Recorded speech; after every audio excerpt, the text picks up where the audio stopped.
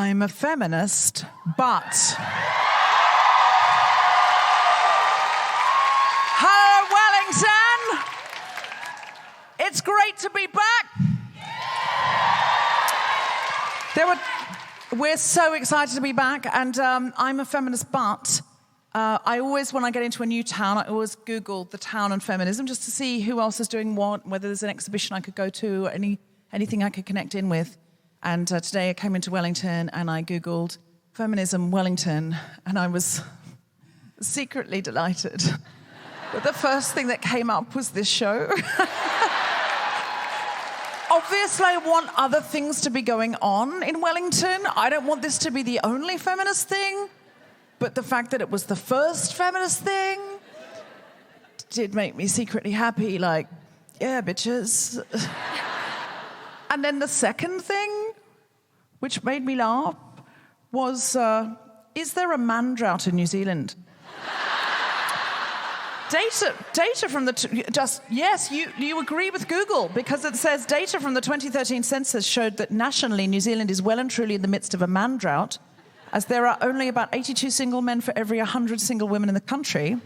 All the more worrying is the figure that within the prime mating age of 25 to 29... Oh, 25 to 49. Sorry, 49. Don't panic. Don't panic, everybody. Calm down. You haven't missed the boat. You've not missed the boat, whatever age you are. That's clear. But even according to this horrendous piece, it says even within the prime mating age, there are only 91 men per 100 women. So just give us a shout if you are a single man in tonight. If you're a single straight man, could you just give us a shout? The drought is well and truly active in Wellington, isn't it? What's your name, sir? Hello again. Oh! You're the soldier. I'm so sorry. I seem to have brought... There must be others. I seem to have brought you the only single man in Wellington twice. Twice. Any other single men in? No? Okay. You're definitely not going home alone.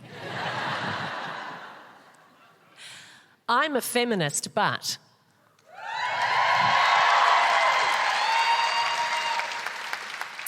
My husband messaged me today to say he'd bought a clothes dryer using credit card points, and I've never been more aroused.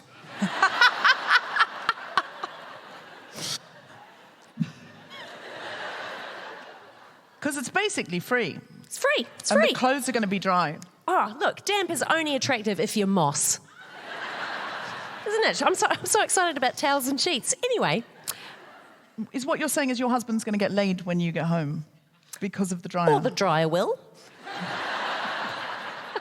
I just say I'm so excited that our soldier is back. I've just decided you're our soldier because we loved you last time and we met another soldier in Christchurch and he was great, but he wasn't you. Yeah, it's true. Soldiers in New Zealand are very much drawn to this show. Actually, there is only two of them, so we have met them all. We don't seem to attract soldiers in other countries, do we? What's that? We don't seem to attract soldiers in other countries. Like, I don't know. We don't normally have soldiers in the audience. To be honest, I think he heard you. He said he heard you on the last show, so he thought he'd come along. I think you're doing the Lord's work, but just very slowly.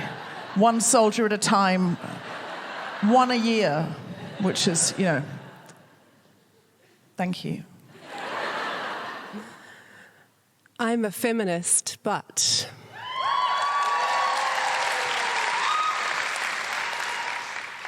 As a Māori woman, I will always stand to sing a waiata tautoko for a male who is speaking. I will sing especially in tune if they're talking about land back.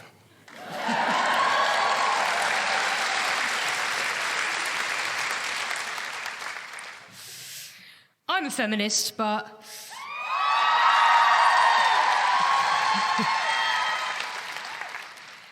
This afternoon, we were talking about the fact that my hair is turning grey. And I said that I don't mind that my hair is turning grey, but it's not because of feminine empowerment or feminism, it's because I think I'll stop getting mistaken for a male child quite as often as I do.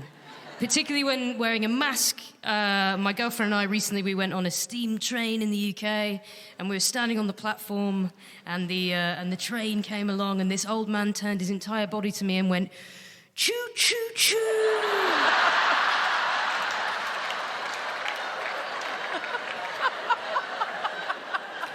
What can you do, eh? I just said, "Choo, choo, choo." I didn't know that story. Grace is 35 today.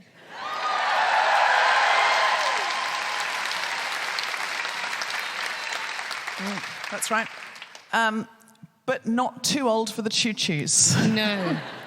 Are we ready to start the show? Then welcome to the Guilty Feminist! Please give it up for Cal Wilson, Arahia Latham, and Grace Petrie. Three incredible women we'll be seeing a lot more of this evening, along with our brilliant Wellington guest. Wellington, you were our favourite show last time. Yeah, you were. You were our favourite show of the tour. You were right before. We had the night of our life. And I remember Grace saying at the end, she just went, "It's just not going to get better than this." That was the end of February 2020. There was references to COVID in the show, but it was something like about a cruise ship that had come into New Zealand. It was like, what is this COVID of which we hear? I'm sure it won't affect our lives. You can go back and listen to it. We're literally saying, I doubt it'll affect us. And then, not making this up, we were saying we should come back. We had such a good time in New Zealand, but especially Wellington. And we thought, right, we've got to come back later in the year. Grace was like, I'm not leaving it because, you know, we were just, I don't know, there was something about the Wellington energy. Like we walked into a lesbian bar and they said, your money's no good here. And so I went to leave thinking we were being thrown out, and Grace was like, no, that means we're not paying for drinks. Pull up a bar stool. It was fantastic. I don't remember the name of it. Does anyone know the name of it? The Ivy. There's only one, so you know it was definitely that one. And Grace has a song called Ivy. Oh, this is lovely. Grace, go and sing that song out the front of the Ivy and we get free drinks again. And it was just a totally wonderful time. And there was something about you that it was just like feminist church. Last night we played Auckland, and it was our favourite show of this tour. The Jaffas said you might say that. I didn't know what a Jaffa was, but someone said, send love from the Jaffas. And I was like, oh, like there's a little sweets with the orange and the chocolate, and that you have in cinemas in Australia. And they went, They said it stands for just another fucking Aucklander. Yes! Absolutely. But it was just something, it was so lovely. I don't know. It was just like a big hug, that show. And we do obviously, I mean, you obviously come to a show. You always judge the show. You don't mean to. I don't mean you've come here in a judgmental fashion. You've come here to have a good time. We know you're a Guilty Feminist audience. We're excited to play for you. But of course, well, that was better than last time. It was a bit long. You'll say that. It's always a bit long. And, we loved that part. We loved this one, that kind of thing, of course. But we also judge audiences. We do. You can't help it. We've been on a tour. We've been flying in the day, performing at night. So it's just like going across Australia and New Zealand and having a series of one-night stands in every town. You can't not compare them. Like, that would be weird. And so, Perth was... Adelaide we did first, which was a riot, but Perth was a revolution. It was absolutely extraordinary. And then we got to Canberra,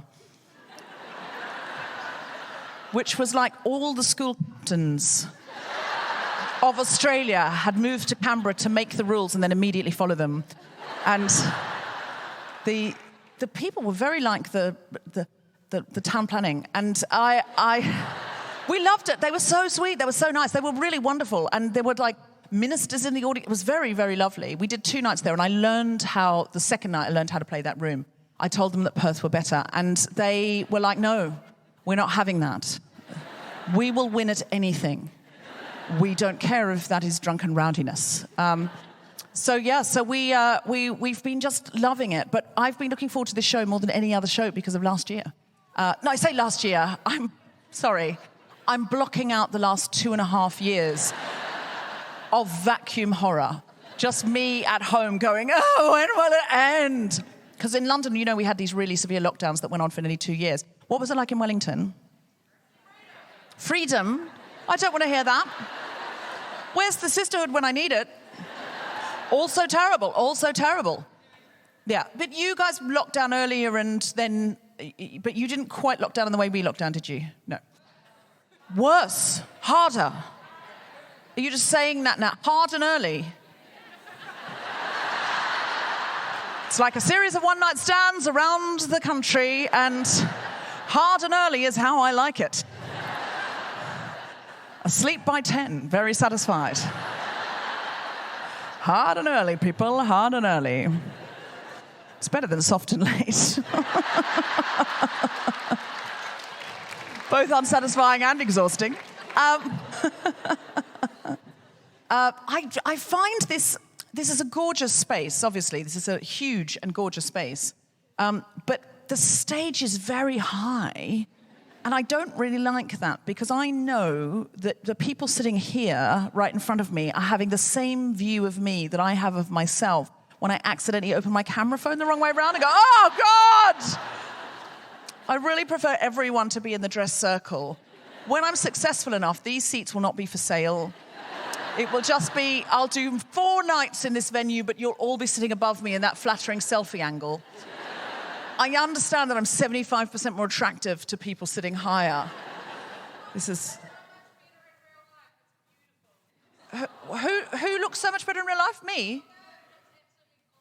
Do I? That's so kind of you. Stop it.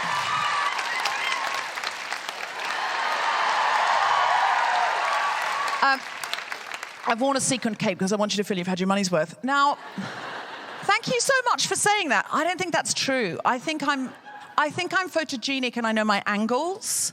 So I kid myself, I look like my best photo angle all the time, no matter what angle you're at, because it gives me confidence to do so. So I really appreciate that very charming lie. It's the Guilty Feminist audience, the greatest hecklers in the world. You're beautiful. We'll help with whatever you need. It's always like the most common heckle we get at the Guilty Feminist is, how can we help? It's true. A guest will be talking. We're getting there and they'll be like, what can we do? What can we do? You're really wonderful people. I will say that. And I do feel like if we locked the doors on an average Guilty Feminist audience, we could probably solve a good 25% of the world's problems just with the people in that room. Which brings me to this, Wellington. I've been going around the UK and Australia and New Zealand, or Aotearoa, is that correct? Yeah. Aotearoa? Aotearoa. Yeah, okay, that's better. Thank you. I have a terrible ear and I'm really working on it. Now, we've been going around and asking people, what acts of feminism have you done since we've been away? And I have to, if you've been listening to the podcast lately, you will have heard me asking audiences around the UK and Australia. What I will say to you is this: I like to start with a low bar.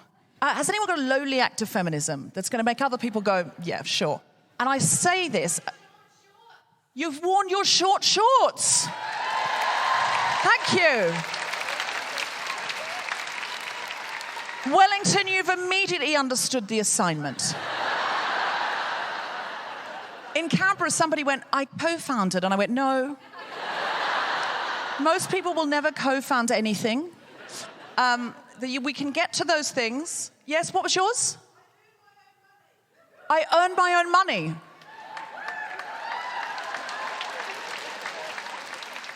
That's like a Victorian one. That's a feminist from 1879 going, I earn my own money. But no, it's a good... Listen, I asked for a low bar, and that's... I'm thrilled. You're really getting it. So other people here, I can see your faces round the front, are going, yeah, I've got better than that. Great. I gave my nephew a Barbie for Christmas. Very nice.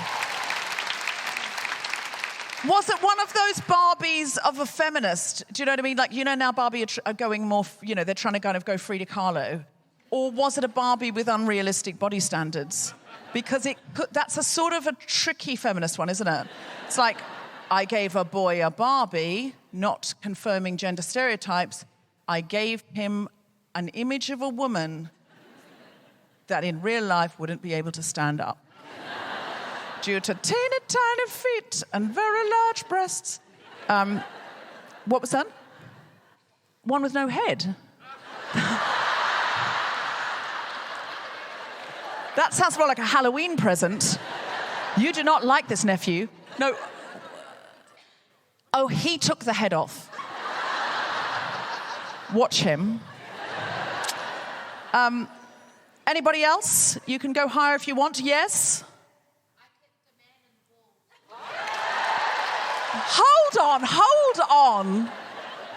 Now, our audience member there said I kicked a man in the balls. People automatically applauded. And I'm going to question that because that is violent assault and we don't yet know what the man did. He could have just been walking down the street. Could you explain more? Was this in self-defense? It was a Saturday night. He smashed your front door in. Oh my God, so you kicked him. So I ran outside, bare feet, no bra. No bra. You ran outside. That's an extra feminist element there. I ran outside with no bra and I had not shaved my legs. Go on.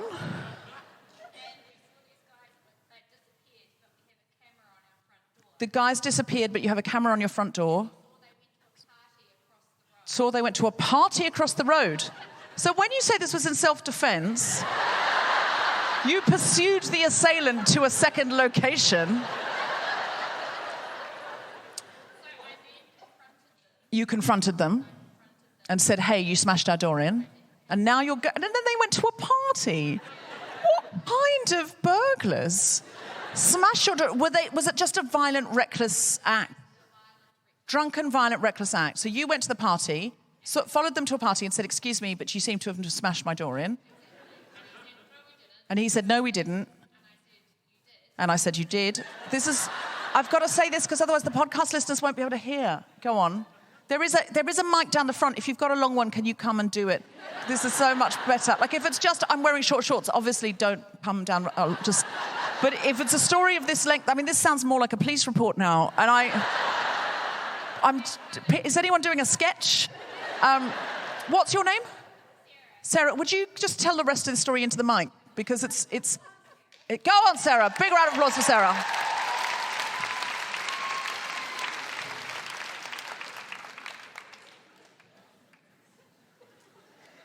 I should pad here, because poor Sarah's getting down. Big round of applause for Sarah! Great. Super. So, Sarah, tell us. So he smashed our front door in. I was happily watching Bridgerton. Okay. You were watching Bridgerton. Do you want to turn it this way so you can sort of talk to them as well? On a Saturday night. You were at home on a Saturday night. Picture it now.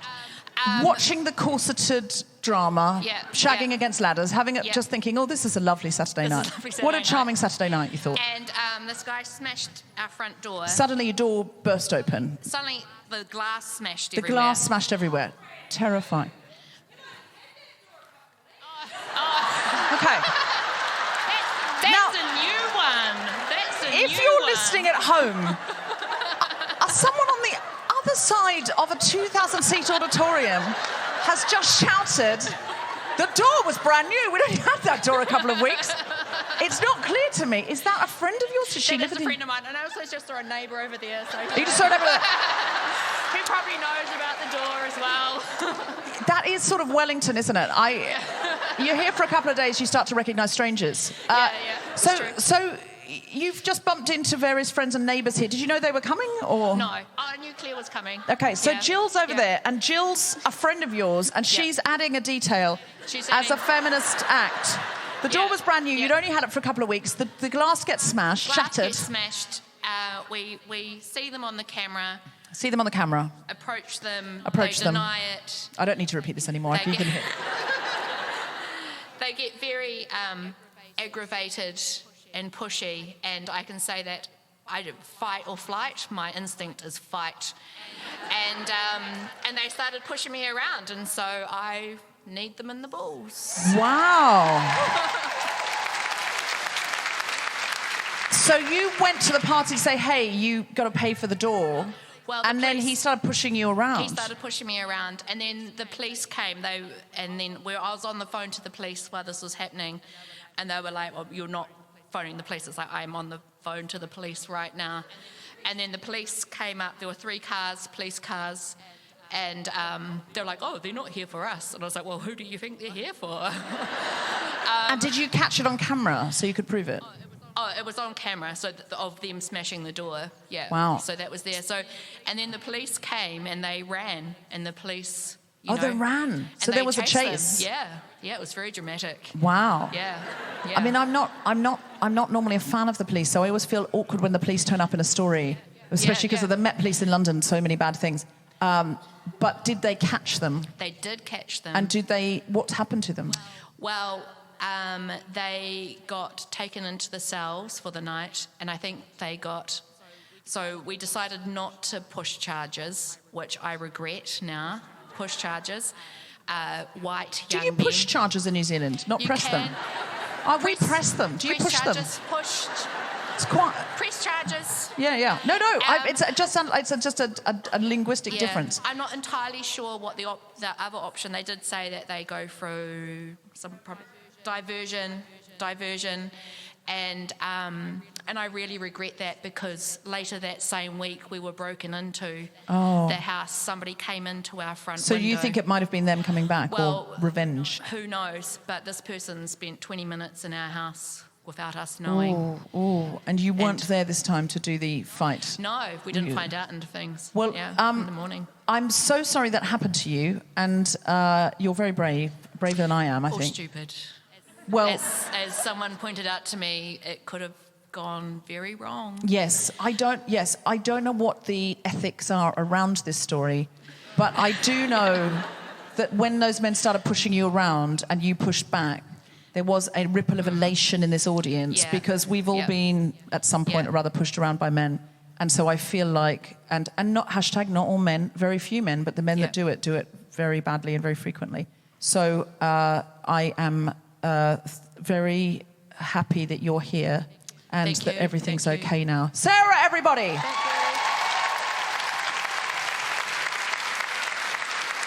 Wow. Now, Wellington, we haven't had a story like that anywhere else, just to be clear. So you're already kind of in the lead. Has anybody got anything they want help with? Like a feminist thing going on here? Like an activity? Have you got anything that you're doing that you need money for, volunteers for? What was that? Your friend's running for city council. What's your name? No, what's your name? Morgan. Is your friend here? Your friend's here. What's your friend's name? Moana? Moana, like Moana the animation? No? Luana. Luana, would you like to come out? Luana, everybody. Making that assumption. Luana, everybody. Luana, are you happy to come out and tell us about how you're running for city council and we should all get behind that effort?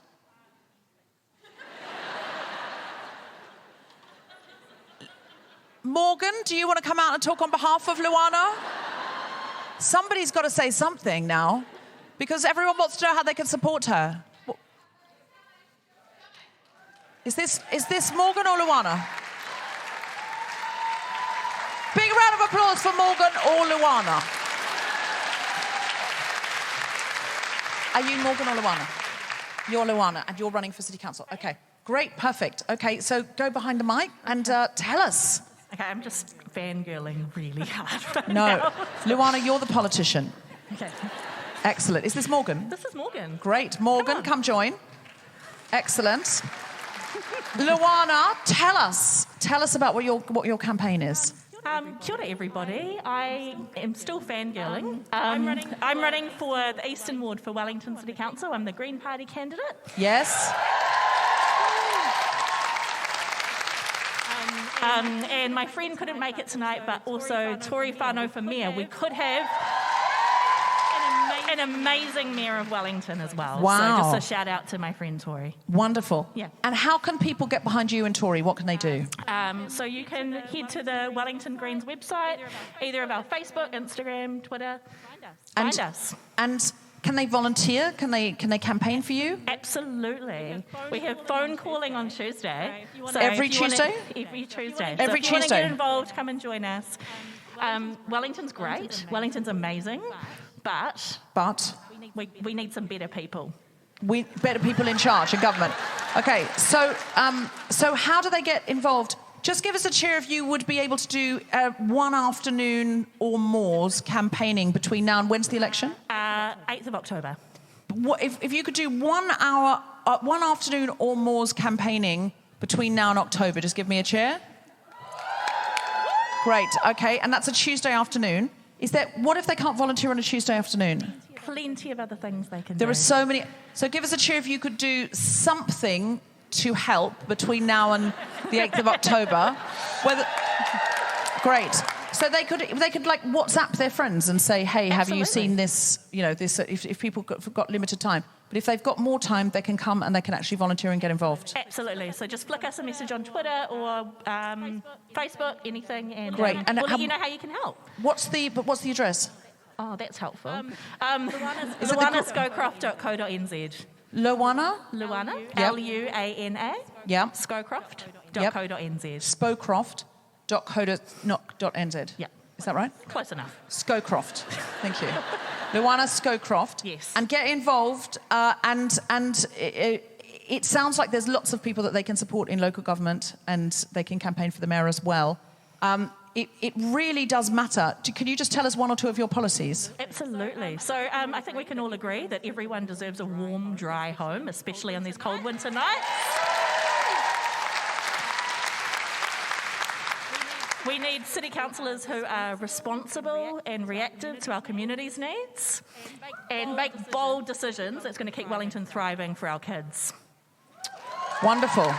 Why did they cheer when you said a warm, dry home? Is that not implied, Wellington? Who lives in one of those flats? Okay, so you live in a cold, damp flat? Is that right? Some people in this city are living in the cold and damp, and you're going to fix that? We're going to try. Okay, all right. Answered like a true politician. Well, you know, I have great hope that you are going to succeed. So get behind, and if anybody else here wants to run for local government or get involved in politics, can you advise them? Absolutely, the more the merrier. Okay, so get involved. Just give us a cheer if you think you could be slightly more involved than you are in how Wellington is run.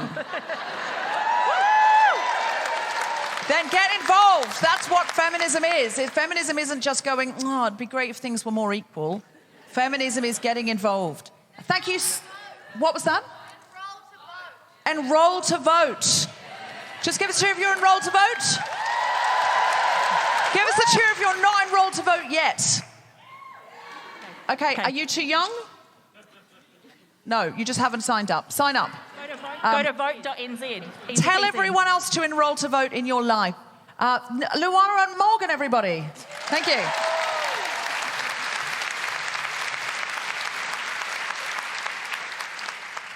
All right. If anyone else needs help with anything, let us know later in the show.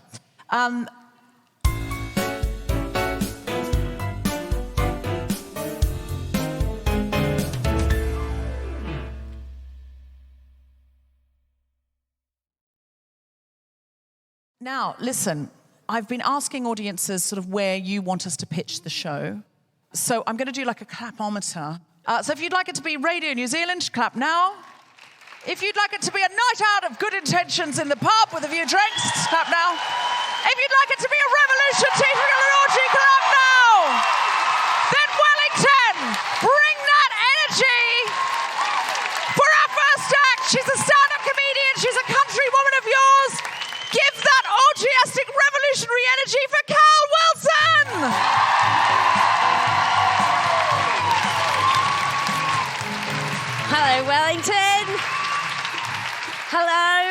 Hello, we're so excited to be here. We're so excited to be back in a room with people. I used to live in Wellington, and today when we got here, we were like, we need to go for some lunch. And I was like, I'm going to take you to my favourite cafe. And I got there, and it no longer exists. And then I had to take stock and go, I did live here in 1995. But it was the Lido, and then I was kind of half excited to discover it only closed in 2021. And I was like, well, I was only a little bit late. But and then trying to explain the bucket fountain, and I just gave up. So we are so excited to be here. I live in Melbourne now, so we were in lockdown for about 400 years, and we were just so nice to be with people again. We kept ourselves busy over lockdown. We made up some games at my house. Our favourite game was Is It Sunday?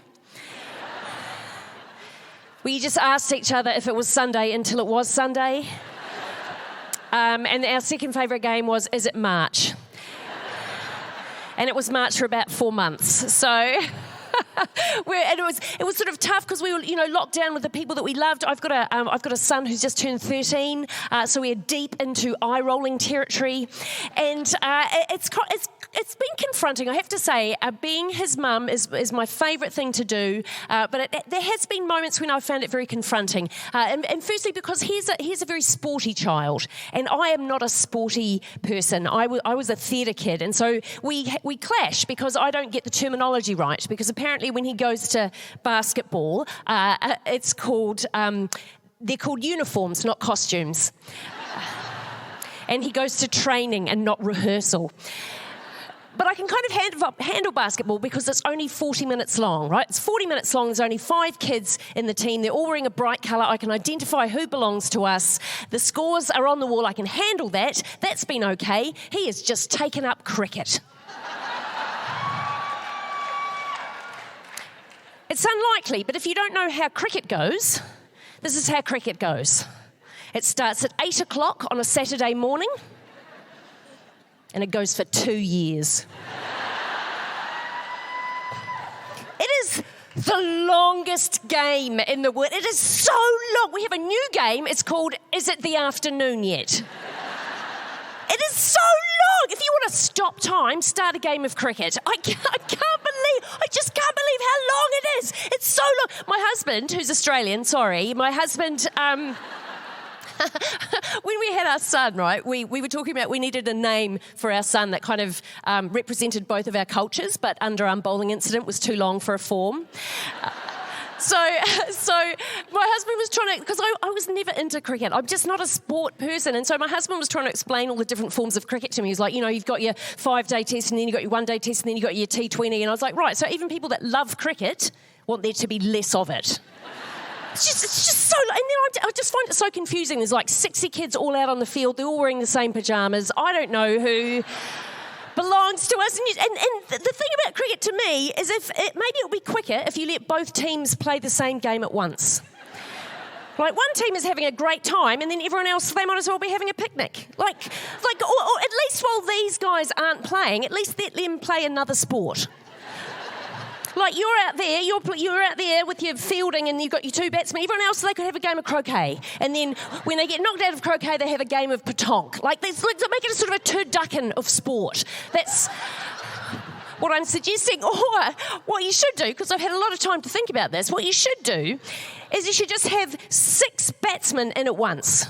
You have 6 batsmen, 6 wickets, 6 bowlers. They all bowl at once. It's over in 20 minutes. Call it cricket.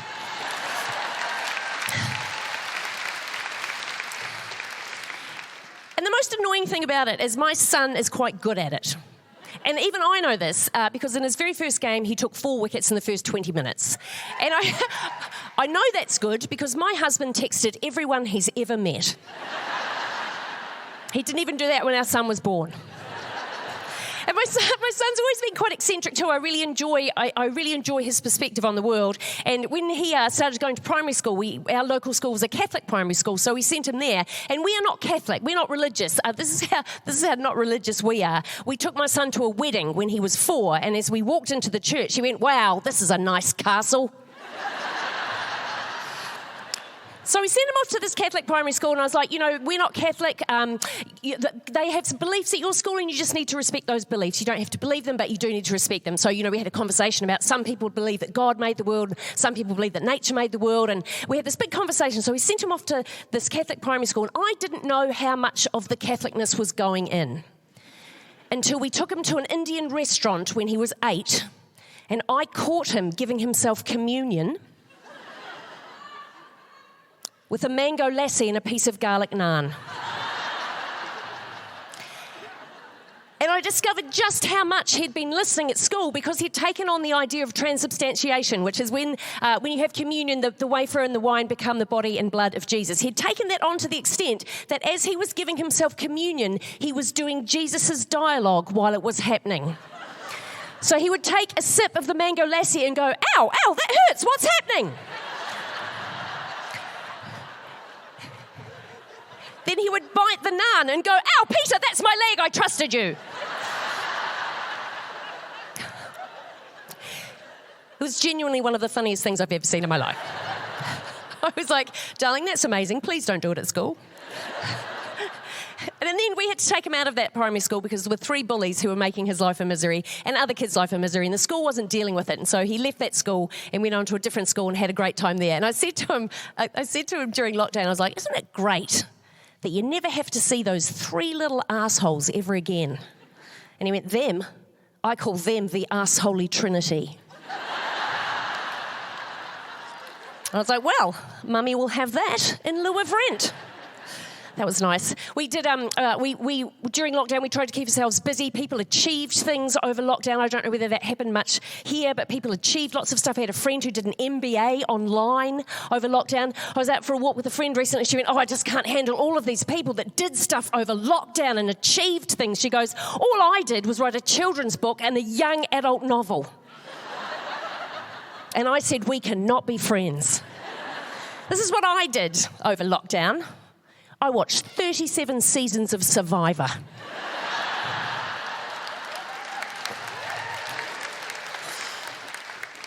And now I'm equipped to go, I got nothing for you, head back to camp. It's all I can do. It's all I can do. But we really got into reality television. I know I've said on The Guilty Feminist before that I hate reality television. I've changed my mind. I fucking love it. I love it. It's just like pudding. You just sit there and you just eat it all up. We had so many favourite reality shows over lockdown. One of our favourites was a show called Escape to the Chateau. Has anyone seen that? If you haven't seen it, it's a wonderful reality series about a lovely English walrus and his much younger wife. And they moved to France and they do up a chateau and they rent it out to other English people because English people love France, but they fucking hate the French. This is quite niche, we watched every single episode of every single season of Love It or List It, Vancouver. It's quite niche. I've only ever met 7 other people that have seen it. I thought it was just getting beamed directly into our house. It was so soothing because the same thing happened every week. It was so consistent. There was always going to be an issue. It was either going to be carpenter ants or the electrics or an oil tank buried in the garden. You could just go, it was just so comforting. The only disturbing thing about it was that in Canada, they don't call them splashbacks. They call them backsplashes. And to me, that is something that you would want to avoid at all costs. And Gillian would be like, I'm going to put a beautiful backsplash in the kitchen. And I'd be like, no, not hygienic, don't, no. The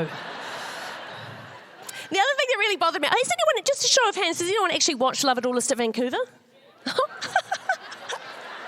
home. So I don't know whether you noticed this, but this really, really bothered me, is that in Vancouver, they put the taps on the wrong side of the bath. And I don't mean they put them facing out onto the floor. I mean that you have your bath, and instead of having the taps on the side of the bath or the back of the bath, they're on the front of the bath. So you've got to fight your way past the scalding taps to get into the bath. And I'm like, Canada has enough to deal with. There are bears, there are freezing temperatures, there's Celine Dion and Nickelback. Don't do any more.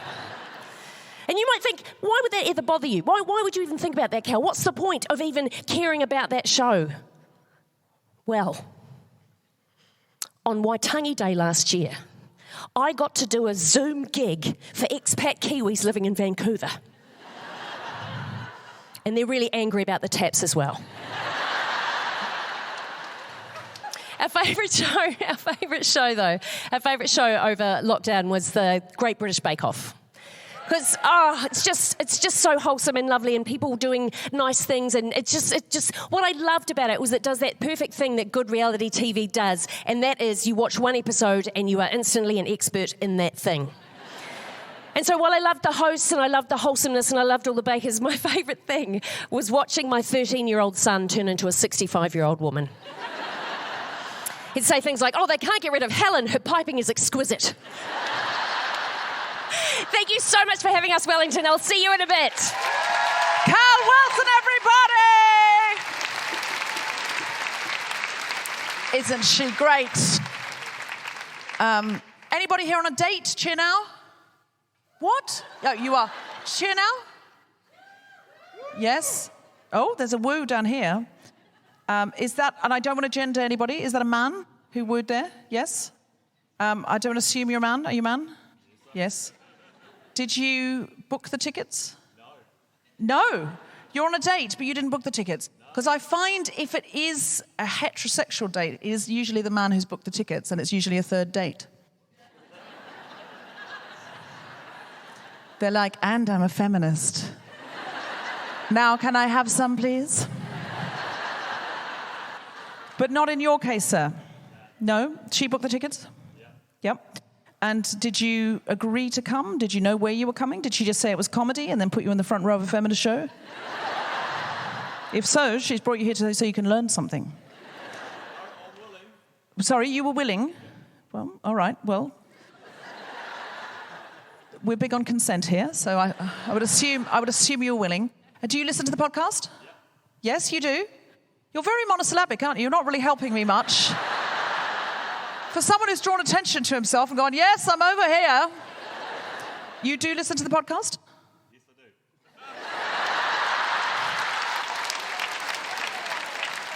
Do you enjoy it? How long have you been dating? We're married. Oh, you're married? Oh, so this is like a date night. Do you have children? We have one 4-year-old. One 4-year-old girl, and you've left her at home? No, she's with my family. She's with the family. Okay, but you've left her with supervision. You've dropped her off somewhere safe, and you've come out for your date night. You're having a dinner as well. Yeah, we did have dinner too. She booked that as well. Great. She booked that. Okay. All right. Okay. So you've done nothing for this date night. The women always do the emotional labour, but the thing is, what you have to remember is he was working, because I'm sure she was not working. Please bear in mind I have a 4-year-old. So you booked the tickets. Do you identify as a feminist, sir?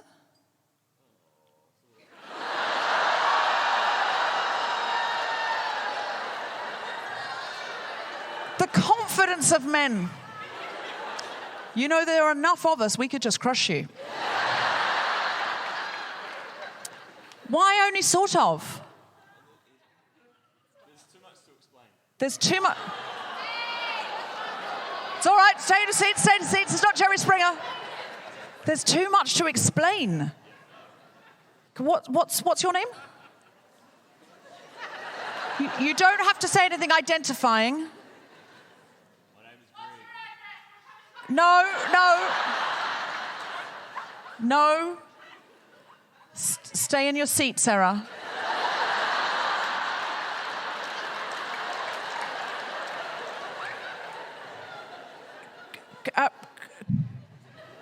Greg's wife. What's your name? Sarah. Oh, you're Sarah too.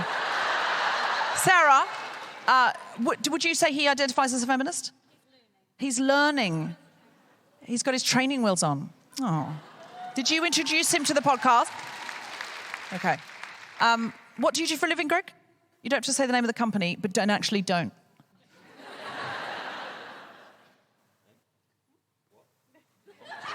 Sorry? I'm a tradie. I'm a panel beater. You're a panel beater. Okay, interesting. Is that... What was that? That explains a lot, Sarah said. I've delved too far. I was hoping you were going to say you're a stockbroker or something so that you would give money to all of these local government women. But I think panel beaters probably do earn quite a lot. So that would be quite a feminist act. Or you could volunteer. You could do the phones. Greg, if you're looking for opportunities to improve your feminism and get your loyalty card stamped, is anyone else on a date? Or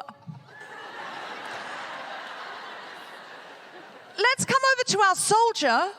Can I just ask, I've forgotten your name. Can you just remind me of your name? Tony, that's right. Let me do that again, because for the podcast audience at home, they'll just think I've remembered it. Because it was 2.5 years ago. Let's go over to our soldier. It's Tony, isn't it? Tony, have you been promoted since we saw you last? You have. What's your rank now? Lance Corporal. Have you converted any more of your... Because I remember last time you told us that you used to play The Guilty Feminist loudly in the barracks so other soldiers would hear it. Have you converted anyone else? You're working on it. Okay, while you're there, could you have a go at Greg? He also needs help. Anybody here with their mum? Anyone here with their dad?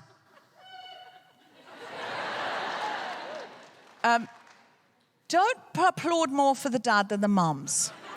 The bar is very low for men, isn't it? It's like, he came. It's like, the other night I found a man in the audience he said, oh, I'm training to be a primary school teacher. And everyone went, oh my God, I want to marry him now. And then I said, how many women here are teachers? And like half the audience went, yep. Nothing. People just went, why are you not home marking? Give us a cheer if you're a teacher.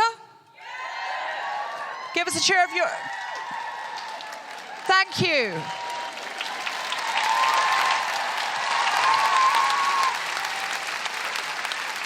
That's the applause of parents who had to look after their own children during lockdown.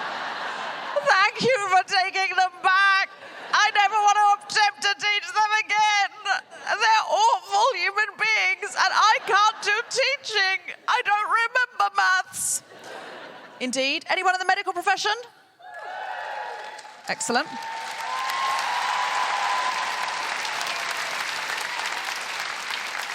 Anyone got any kind of social conscience jobs? Like anyone feel their job is making the world a better place? I've discovered everybody in my audience is either a teacher of some sort, a medic of some sort, or in some way or another they're making the world a better place, or they are doing a dissertation on Virginia Woolf. Anyone doing a dissertation on Virginia Woolf? Yes, there's always one. There's always one. Are you doing exactly that or something similar? Where are you? What are you doing? No, she's gone quiet. She's thinking about the waves. She's just in a headspace of one's own. Has anyone got a job they want to tell us about? You're a builder. Yeah, you are. Have you built anything in Wellington? Have you built anything in Wellington? Several things. You've built some apartments? Which part of the building do you do? The what bits? The best bits. I feel I want to go on a tour around Wellington so you can point at things you've built. I think so few people now have a job where they can say that wasn't there before. Most people have a job where they go, I managed something. And you go, what is it? What did you manage? I don't know. It was some ideas that are now a project. The project's over. Some people did some things. I consulted on something. I gave some advice. I don't know if they followed it. That's 9/10 of jobs now. There's nothing to show for it. So I love that you have something, you can go, I built that building. How many men versus women and non-binary people are on any given building site, in your experience? 110%. Are what? 110% of men, and then there's you. Do you ever experience sexual harassment? I'm too old for that now. Oh, wow. Do you stand up to them when they do it? We love you.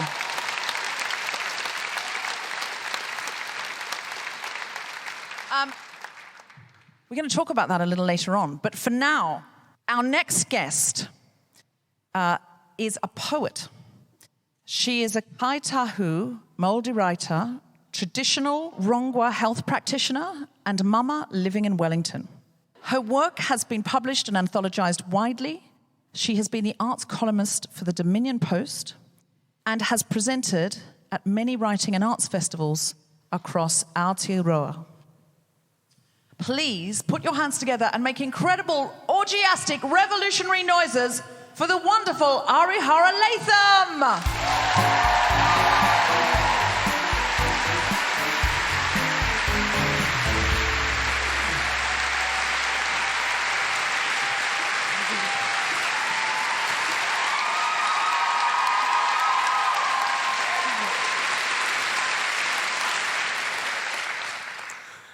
Tēnā rā tātou katoa, he mihi nui koutou ki tēnei pō. Kauia wariware tātou, ka tū tōnu tātou I te whenua o te aro pā, te whenua o Taranaki whānui. Kei te mihi, kei te mihi, kei te mihi ki a rātou. Ko Arihia Latham ahau, ko au he uri o Kaitahu, kei te tū au ki tēnei pō, ki te kōrero ki a koutou nā taku ngākau, ka tū au I te wahi o aku tipuna, ki te kōrero ki a koutou o ngā wahine tino toa. It's an absolute privilege to be here tonight. I feel like I stand here not just as myself, but as my friend Nicole Titihuia Hawkins, who was going to be here tonight. And I also stand here as part of a huge rōpū of Māori writers who I always get support and incredible inspiration from. I also stand here with all of my tipuna behind me, as we always do. So I'd love to read to you some poems tonight, and these are in honour of my amazing rōpū of wahine around me, this incredible writers group that we are part of, who are feminists to the core. So kei te mihi ki a koutou.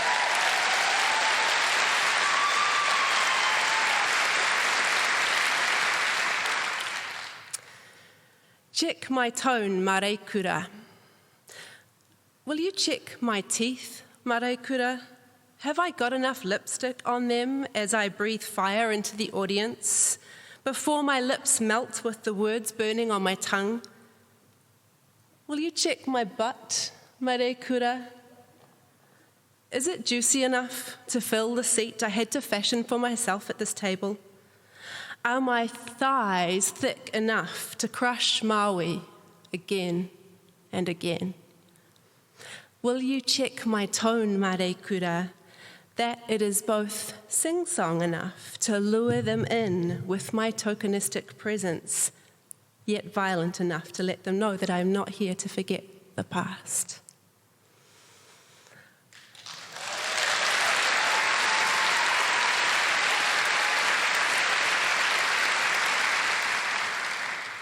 Thank you. This next poem is called Rui Ruia. It is the first part of a three-part poem which was published through a wānanga, a gathering of Māori women, and the whole book is full of Māori female writers. And in itself, it was an act of activism against colonisation, against the patriarchy, and as an uprising of women's voices.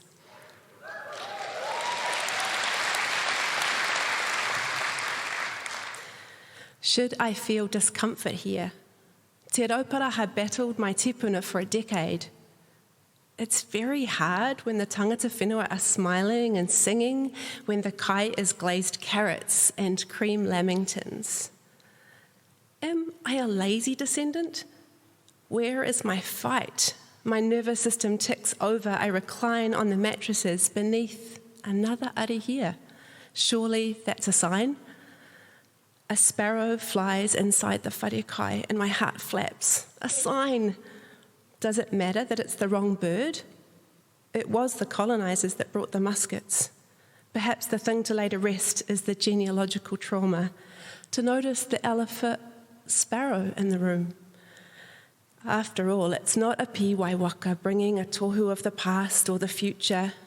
Is time linear, and do birds care?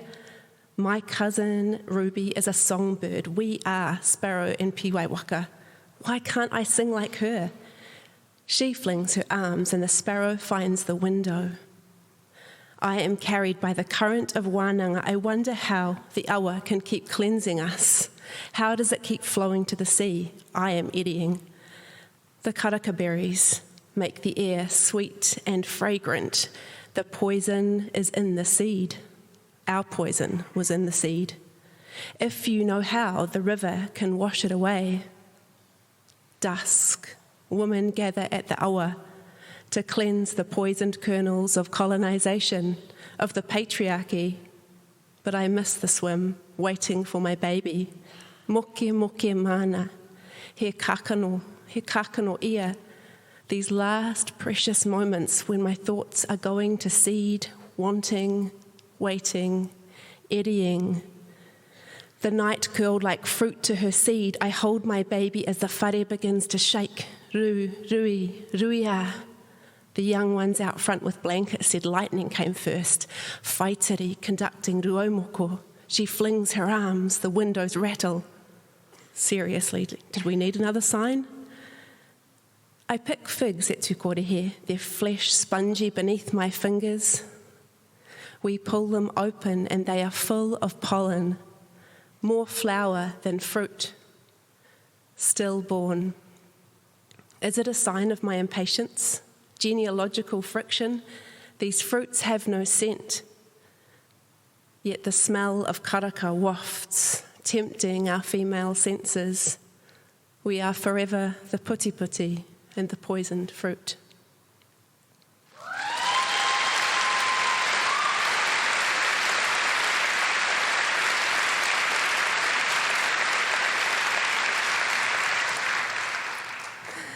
This last poem was written from an aeroplane. It was terribly turbulent and scary and at a really, really challenging time, which it has been these last couple of years for most of us. But it's called All the Fucks of a Water Bird.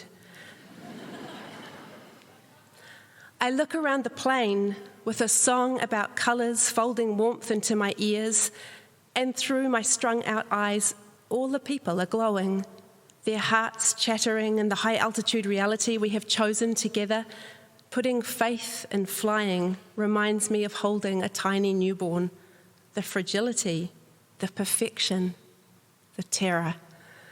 The unbelievably deep well of heat in my chest expanding to my fingertips. I watch the couples do couple things and the people alone zone in and out and families nervously juggling. I fall in love with them all, in their imperfections and lost dreams, and this realization surprises me in my stressed out head. It is like we are in a climate change COVID sandwich. We're flying through a hurricane and we're all in masks. I can't even see people's mouths, and maybe that's why our eyes are catching and leaking. And maybe we could die up in this tin arrow, because down there is no party either. Up here, I care more. It's like giving zero, but all the fucks. My skin is the clouds, my breath, the wind, my chest is still holding the sun. I give 0, but I give 100. Can you feel it? I start to cast us all as birds. We've become a feathered V formation, just the same close up, but this distance shows down below that we have shit worked out. Look at the shape we can fly in when you thought we were just a viable dinner possibility. How is it that we take ourselves so seriously when we are the centre and the edge, the beginning and the end, the joke and the punchline, the breath in and the breath out, the first kiss and the last goodbye, the fire and the ashes, the rain and the river, or every grey shudder of mist in between, nothingness, moments of silence, of spit, of staring and unknowing. I wonder if we are just like the water cycle, recycling our love for each other, Ranginui and Papatūānuku transmuting their love and loss through us, and we just keep transforming it, punching it into places, pissing it, absorbing it, crying it, drinking it, swimming in it, bleeding it, floating in the current of it, drowning in it, evaporating into the expanse, hovering in the culmination of it, hoping for another chance to fall again. Kia ora. Ari here in Latham, everybody.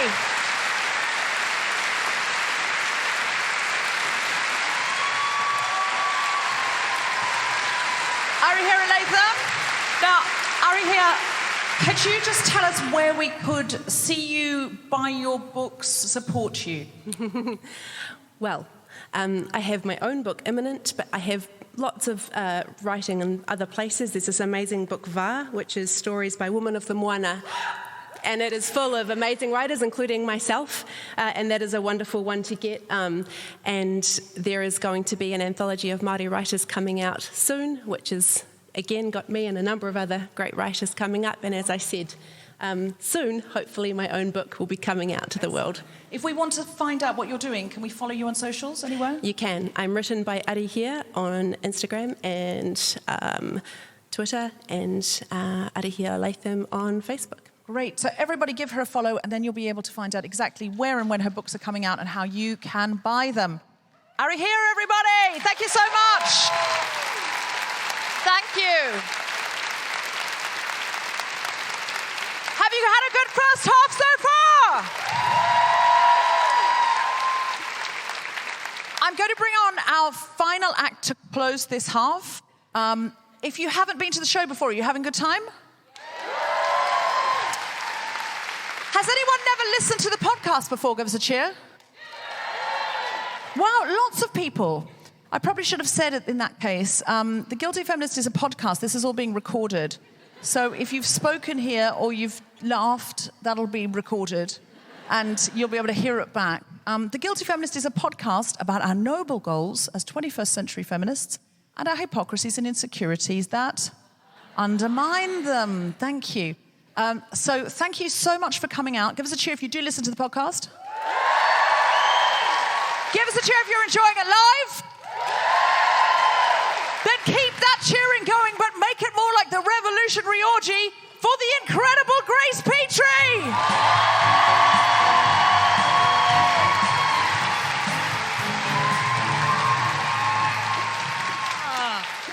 Wellington! How you doing? Are you having an amazing night so far? Well, I'm going to sing you some songs. I am a folk singer. We got any folk music fans in the house? Cool, yeah. So you'll know that what that means. If you're not familiar with folk music, what that means is that I've got two types of songs. I've got angry and sad. Available for weddings, parties. So yeah, I think I know the answer to this, but give me a cheer if you are a feminist. Yes, good. Glad to hear it. No one's in the wrong room. That's what we like to check. Yeah, so this is my most feminist song, Wellington, but it is, I have to confess, this is my guiltiest song as well, right?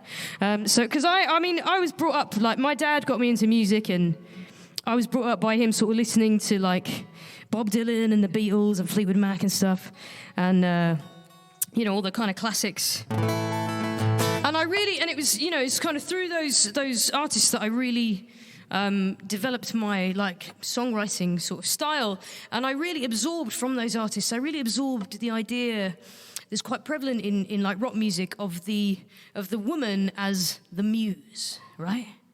Do you know what I'm talking about by this? It's a very classic thing in music that there's all these songs about this woman broke my heart and this woman done me wrong and and I was over lockdown I was sort of reflecting on this, and I was thinking, that's actually bullshit, isn't it? That's actually quite a fucking misogynistic idea, because, you never get the other side of the story, do you? You never get the woman's version of events.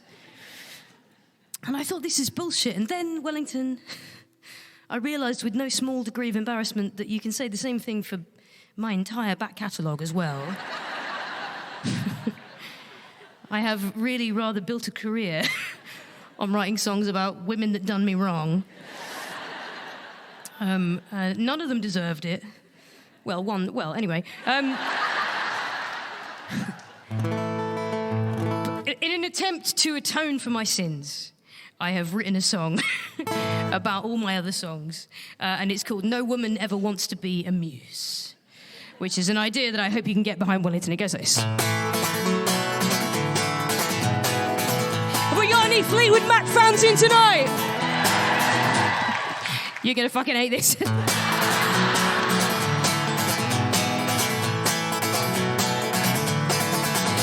To the girl I knew in sixth form long ago, it took me 16 years or more to know that she probably didn't thank me for the songs that I wrote for her. Well, I wrote this one for me, and looking back, I think they all were 'cause I grew up in a world where the tragic hero always gets the girl. I set the scene, and I wrote the script, and I handed her a leading role, and she never wanted it, because no woman ever wants to be a muse. To be dragged over hot coals, to be slandered, to be used, so you can sing the world your inauthentic blues. And be the bravest, be the smartest, the most deeply tortured artist. Tell me, who in their right mind would ever choose to be a muse?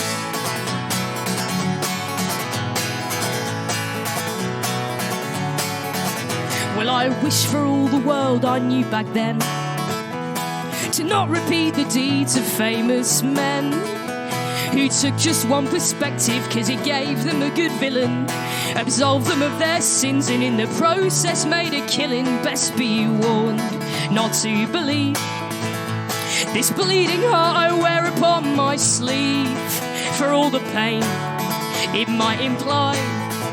There's another one out there somewhere with no right of reply, 'cause no woman ever wants to be a muse.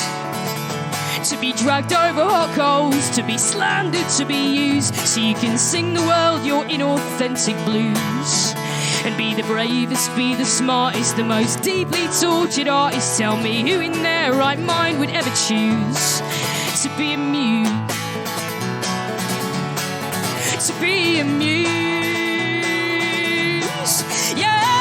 Maybe Stevie Nicks really drove him out his mind, but maybe Lindsay should have gone his own way too. And we'll never know the girl who wasted Dylan's precious time, or if he left her tangled up in blue. Well, I guess they both have versions, but we all know just the one. And all I really know for certain is it made a damn good song, 'cause history's written by the victors, yeah, and art is made to last. And I dread the day I'll have to answer for the songs of breakups past, because no woman ever wants to be a muse. To be dragged over hot coals, to be slandered, to be used, so I could sing the world my inauthentic blues. And be the bravest and the smartest and most deeply tortured artist. Yeah, no woman ever wants to stand accused of the crimes that you wrote for her, while professing to adore her, while disparaging her honour with all you projected on her, while you revelled in the glory, telling one side of the story. Yeah, no woman in this world would ever choose to be a muse. Yeah, no, I've looked at it both ways. Don't believe a word I say, and beware of anyone who ever views you as a muse. Because no woman in this world would ever choose to be a muse. Thank you very much, Wellington. We'll see you after the break. Grace Petrie, everybody! Grace! Grace! Grace, don't go anywhere.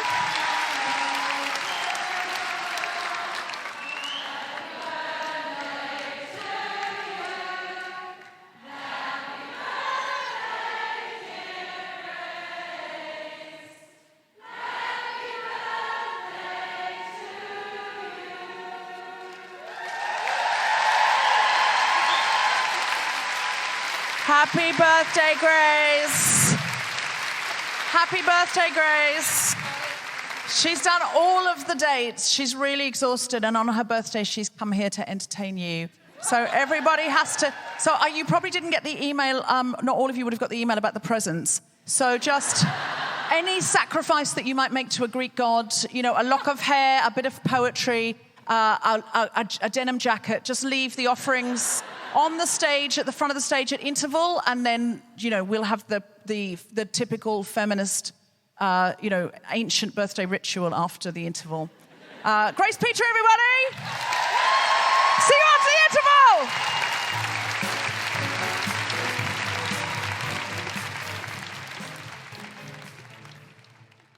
So that was the first half. Join us for part 2, which should be in your feed right now.